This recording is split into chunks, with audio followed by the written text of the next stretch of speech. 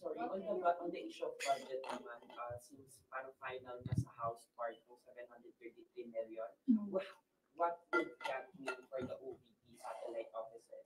Would that mean like total shutdown of the 10 OVP satellite offices? Inaantay namin yung GAA.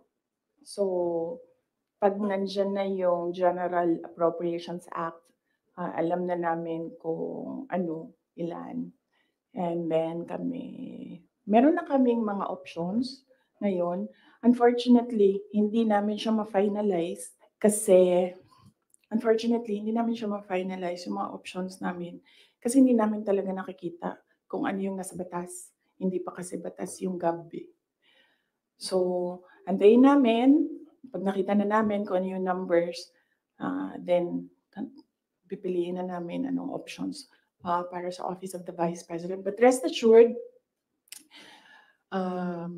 patuloy yung trabaho ng Office of the Vice President para sa bayan. Kung ano man yung kaya namin base sa kung ano yung budget, ibibigay namin yan sa taong bayan.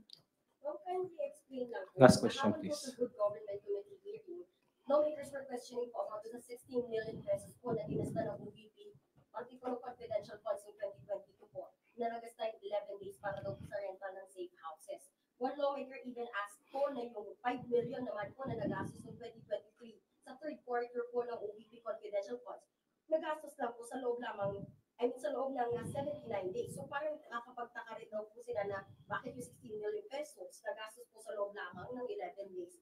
So, can you give us an explanation po kung paano po ba nagasta nga raw po itong parte po ng confidential funds po? Okay, sige. Last question na yan. Last question na yan. Last question. Okay. Unang-una, nag-explain kami lagi sa Commission on Audit kung paano ginastos yan. Lahat ng hiningi ng Commission on Audit, binigay namin. Meron kaming mga hindi nabigay, sinabihan kami ng Commission on Audit, kailangan namin yan. So, we fully cooperated and participated and submitted to the Commission on Audit with regard to the confidential funds. Alam niyo, hindi nakakapagtataka sa gobyerno ng gumastos ng millions araw-araw. Kami doon sa DepEd noon, pumipirma kami billions in one day para maglabas ng pera. So, hindi nakakapagtataka ang 5 million, 10 million in a day. Pirma lang yan. Tapos lalabas na yung pera. Ibabayad na yan kung saan yan ibabayad. And then, babalik na yung documents para sa ganyan. Ganun talaga ang gobyerno. Gumagastos siya everyday para sa mga projects niya. And sometimes, it's not millions, billions ang pinipirmahan ng mga opisina ng gobyerno para sa projects. Okay? Yes. Maraming salamat. Sabi mo po mas mahal parang po yung ginasta sa safe houses po na yun. Parang luxury hotels sa mga mamahaling condo po sa Metro Manila. Kasi ang ginagawa nila, nag-audit na sila. Kaya ako hindi sumasagot doon sa kanila kasi ang ginagawa nila, sila na yung nag-audit. Hindi naman yan tinanong ng Commission on Audit. Ang hiningi lang ng Commission on Audit, ano yung documents para sa mga expenditures. So, sinubmit namin yon. And in fact, nakikita nila yun kasi sinubina nila lahat ng documents. The thing with the hearing is kung makikita mo, kahapon, hindi ko napanood, kaya hindi ako mag-comment, pero nakita ko sa transcript na kahit anong sabihin ng tao na nakaupo doon, ng resource person, kukontrahin siya noong nagtatanong. Walang tamang sagot sila tatanggapin. Kahit yung COA na mismo ang nagsabi kung ano yung trabaho niya, hindi nila tinatanggap na sagot. Kasi bakit ba? Kasi nga, sa simula, sinabi ko, gusto nila mag-impeachment. Hindi nila magawa kasi wala silang kaso for impeachment. So, ang ginagawa nila dyan, nagpi-fishing sila na nagpi-fishing, hanap sila ng hanap.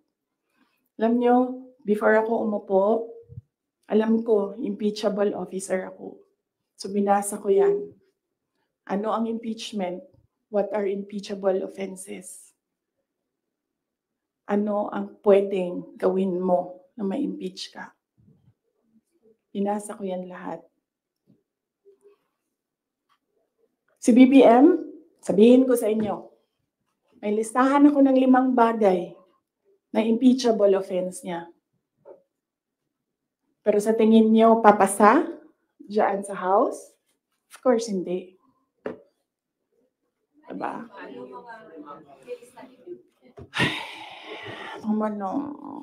Last question. Hindi ba kayo nakapagod? I mean, Last question. grabe ang energy ninyo. Hindi.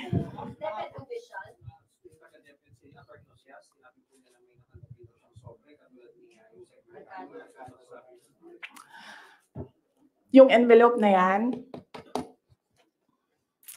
kaya ako sinasabi kanina, antayin natin yung next hearing.